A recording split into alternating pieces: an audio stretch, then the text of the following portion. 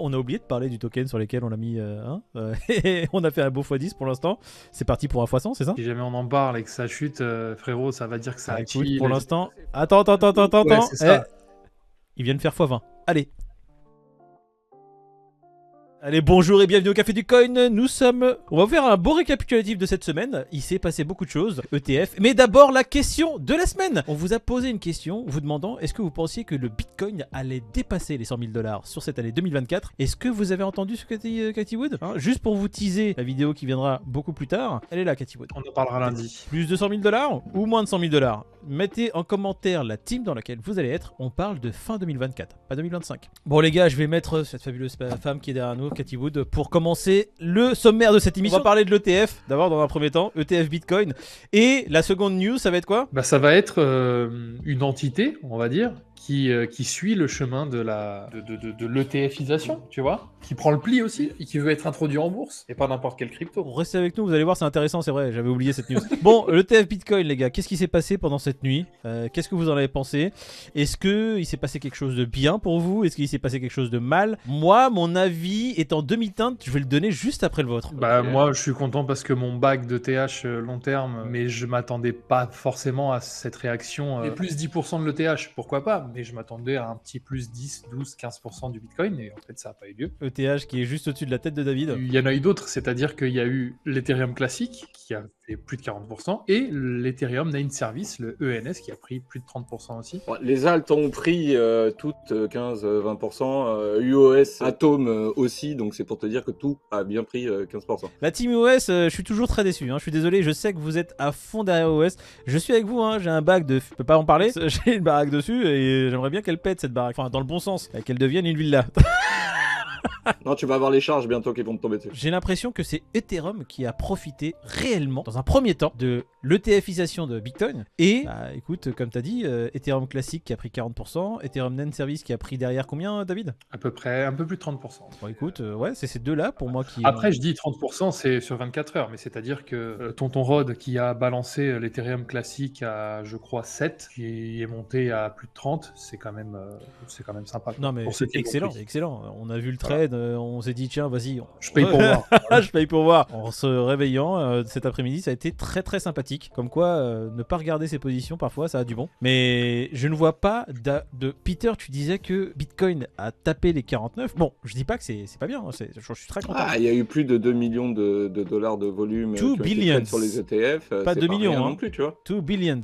Ouais, c'est ce que je dis, donc c'est pas anodin non plus. Il y a du volume, ça s'est réveillé avec l'ouverture des US, c'était ce qui était prévisible, ça s'est pas enflammé comme vous le dites, ça a fait une belle mèche, c'est revenu ranger un petit peu. Moi, c'est plus ou moins ce que je voyais pour l'annonce. Alors, je suis pas surpris, quoi. Quand tu vois un afflux d'argent pareil, je sais pas ce que t'en penses, David, mais moi, je me suis... Enfin, soit pour moi, ça allait partir, j'espérais que ça parte dans un sens ou dans l'autre, que ce soit vers le bas. Moi, de toute façon, j'ai une poche spot qui est là juste pour ça. J'aurais eu un buyback direct qui aurait été enclenché. Mais soit qui ça parte vers le haut, là, ça stagne. 2 milliards d'afflux sur les ETF sur la première journée, on est au même prix qu'avant. C'est le carnet d'ordre de BlackRock pour l'ouverture, c'est ce qui était plus ou moins prévu, tu vois. Donc après, voilà, ça va peut-être se diluer dans le temps, mais en tout cas, c'est historique quand même, quoi. Il y en a qui sont morts en attendant l'arrivée des ETF approuvés. Donc... Je me réjouis. Alors pourquoi je suis en demi-teinte? Parce que on est au même tarif sur le Bitcoin qu'avant l'officialisation de l'ETF. Ouais, mais c'est parce que t'es court-termiste, tu vois tout de suite. Je sais. L'idée, c'est d'ouvrir un peu le regard et de se dire, voilà, tu vois. Mais c'est ce que je veux savoir. Vous pensez que dans les semaines qui arrivent, ça va changer ou pas? C'est ça que je veux. Ta question, elle est intéressante, parce que si tu me dis, tu penses que ça va monter, je te dis, bouger un peu plus, j'en sais rien, ça va changer. Ouais, il y a plein de grosses têtes qui ont parlé de spike baissier. Je m'attendais à un spike baissier, pour le coup, tu sais, un sell de news ou quoi. C'est pas arrivé, ça montre la résilience du truc aussi, tu vois. Je pense que ça va partir plutôt à la baisse plus qu'à la hausse dans les prochains mois. Ce n'est que mon avis, ça n'engage que moi. Ok, donc toi tu vois une petite baisse. Un petit 37-38. Oh, c'est pas une petite baisse là, David.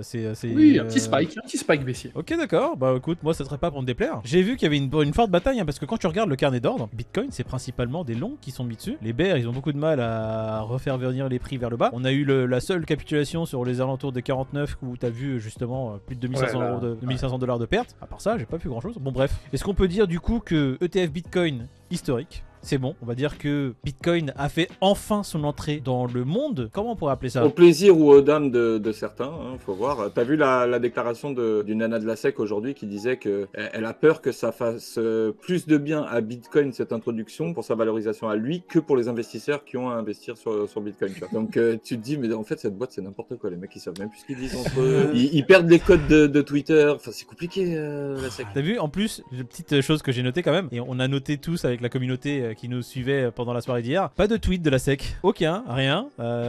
Et pour moi, c'était, je pense, la meilleure chose à faire pour eux. Ils cherchaient le tout effet. Non, c'est pas qu'elle cherchait le tout effet, parce que moi j'ai ma théorie et vous allez me dire ce que vous en pensez, même vous en commentaire. Je pense que vraiment le tweet était déjà programmé, sauf qu'il s'était trompé de date. Vraiment. C'est le mec, il a dû mettre programmation de tweet et la date n'était pas la bonne. Et du coup, t'en fais plus le jour même. Bon, bah il est parti hier, c'est bon. Non, parce qu'en fait, tu passes vraiment pour un con, parce que si tu refais un même tweet, il s'était absolument persuadé que toute la communauté allait les troller. Passe pour des cons, quoi qu'il arrive.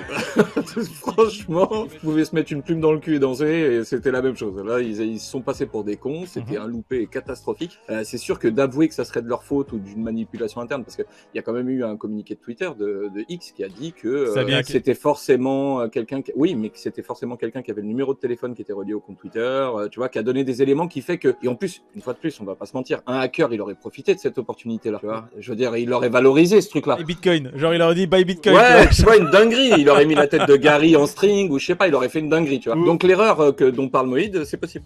Moïd Coffee sur Twitter, ton frère Moïd, il a les codes. S'il poste un truc à ta place, est-ce que tu t'es fait hacker? Non. C'est simplement un gars de la SEC qui a juste mis en place ce tweet. Et après, ils ont dit non, mais écoutez, c'est pas nous. Oh, regardez. Et X, face à ces éléments, qu'est-ce qu'ils ont dit? Oui, ils ont dû se faire hacker. Et voilà, c'est juste qu'il n'y avait pas de tout effet. Ou on peut programmer les tweets sur Twitter. Bah oui, évidemment. Et il a marqué on tire pas sur l'ambulance. C'est bon. Vas-y, viens, on passe à autre chose. ETF Bitcoin, évidemment qu'on est heureux. Évidemment que de toute façon, c'était.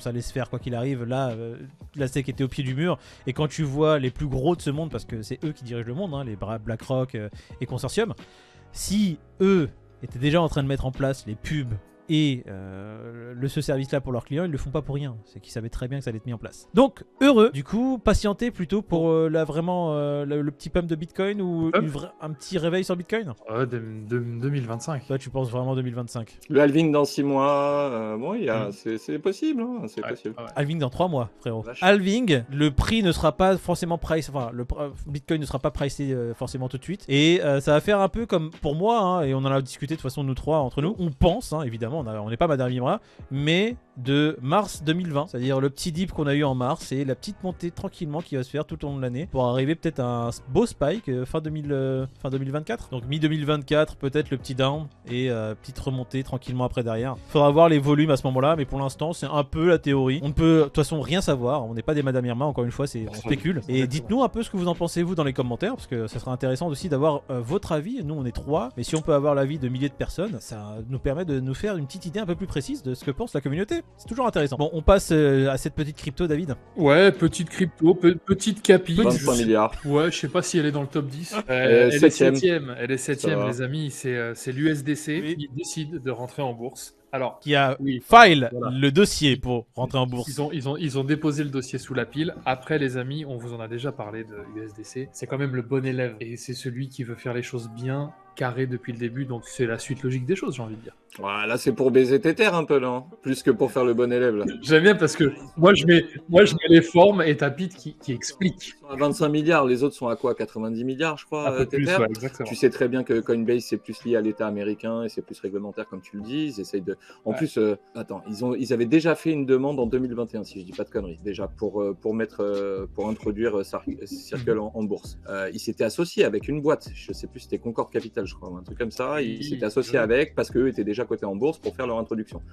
Arrivé là, je crois que ça a été annulé finalement la fusion décembre 2022, l'année dernière, tu vois. Et un an jour pour jour, ils relancent le couvert de l'introduction.